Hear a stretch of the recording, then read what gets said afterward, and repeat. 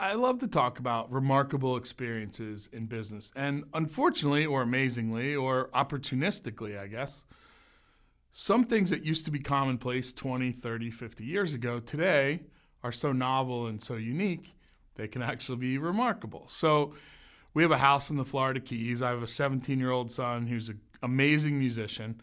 We're bringing a group of Nashville songwriters to our house in the Keys. My son's going to be there. We've got two actually really famous songwriters coming. Some producers are going to be there, probably about 12 of us total.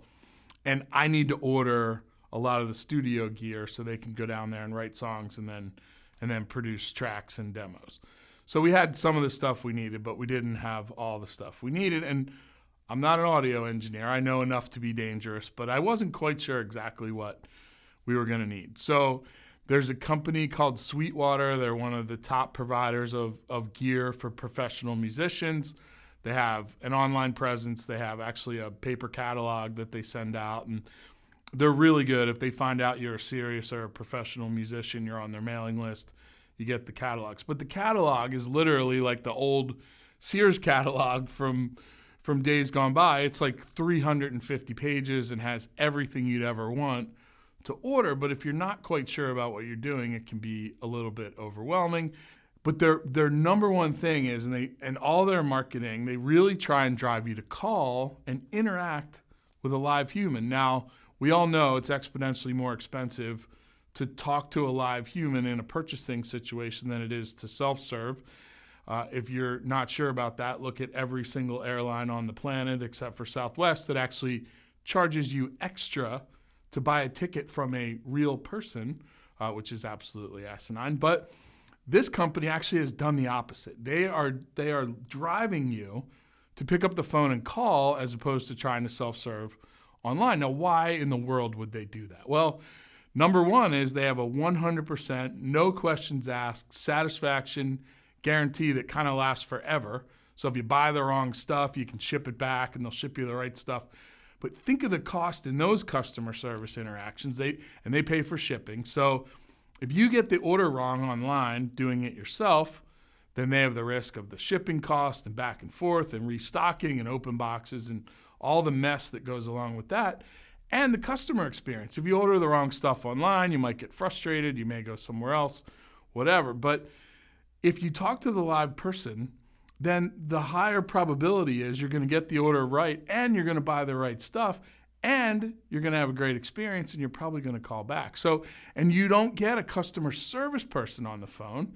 You get a salesperson on the phone. Now, what's the difference? Obviously, we can call anyone salesperson, but Sweetwater sells to major record labels. They sell to big venues. They sell all kinds of gear, and they have professional salespeople that actually do outbound calling and kind of outbound sales calls and that kind of stuff. They've pulled all those resources together, and that group is the same group that at times will take some of these inbound calls. So I have the opportunity to buy all this gear, and it's probably about a $5,000 purchase total. I spent 35 minutes on the phone with the sales guy, and he did a masterful job. He didn't oversell me, but at one point I was going to buy a piece of gear that was probably not up to the standards.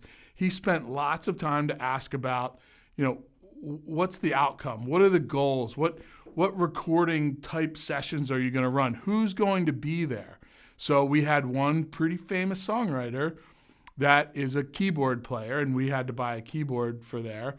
And I was going to buy the keyboard that came recommended by all the reviews and this and that.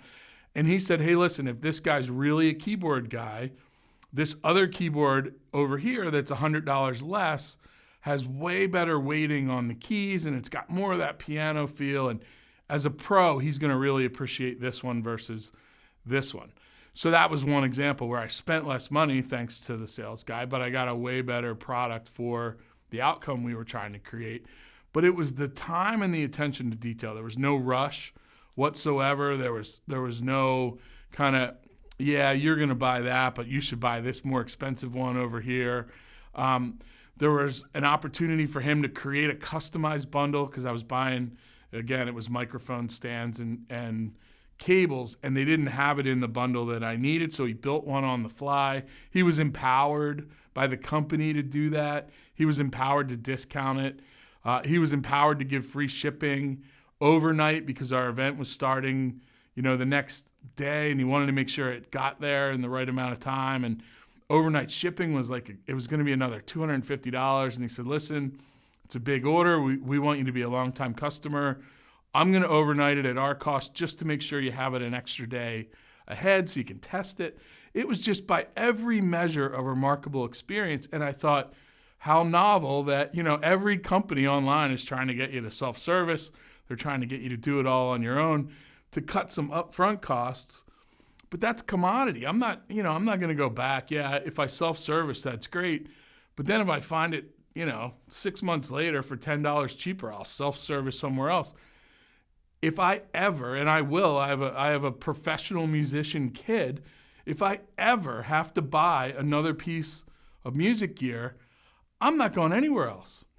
In fact, I'm calling the guy that I dealt with at this company this time. And if he's not there, I've got confidence because of the conversation we had about how they're set up. Of course, I asked because I was so fascinated after the call. I'm like, hey, I have a couple of questions for you about your setup and your business model. But because I know how they're structured, I'll never call anyone else. And if it's $10 cheaper here or $15 more expensive there, none of that's going to matter because I know I'm going to get the right stuff. I know I'm not going to have to ship it back. If I do have to ship it back, it's going to be a remarkable experience because they pay the shipping cost. They look at it as their mistake. If you buy the wrong stuff, it's their fault, not your fault. Everything about it was so customer-centric that I had to bring it up. I think there's amazing lessons in there across the board. Live people are now a competitive advantage. If you can get a person on the phone. Oh, and by the way, no automated attendant up front.